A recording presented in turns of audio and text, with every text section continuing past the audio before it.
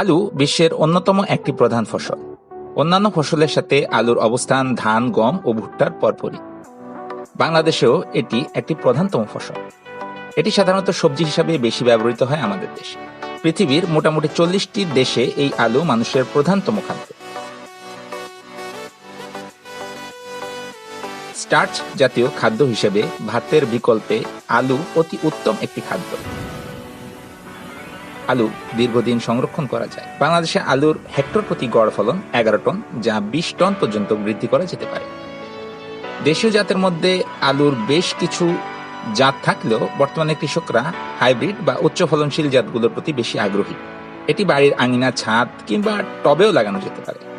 তবে লক্ষ্য রাখতে হবে প্রতিটি বীজের মধ্যে অন্তত যেন 2টি করে চোখ থাকে। আলু চাষের সবচাইতে উপযুক্ত স্থান হলো চরাঞ্চলের বেলে ও দোআঁশ মাটি।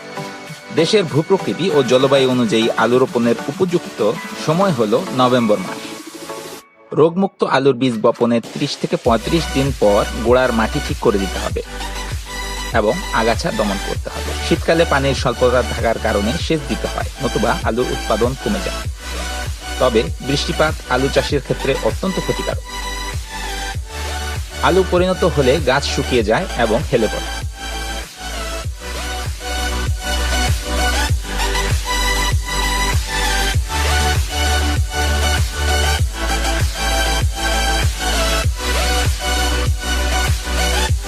দেশীয় জাতের পরিপক্ক হতে কিছুটা বেশি সময় লাগলেও উচ্চ ফলনশীল জাতগুলো তার থেকে কম সময়ে পরিপক্ক হয়।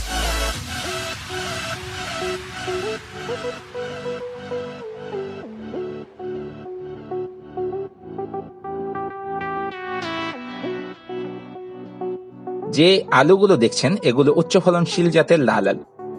আলহামদুলিল্লাহ, গত বছরের তুলনায় এবছর আলুর দাম ভালো পাচ্ছি এবং মৌসুমের শেষ পর্যায়ে এসেও আলুর উৎপাদন অনেকটা ভালো।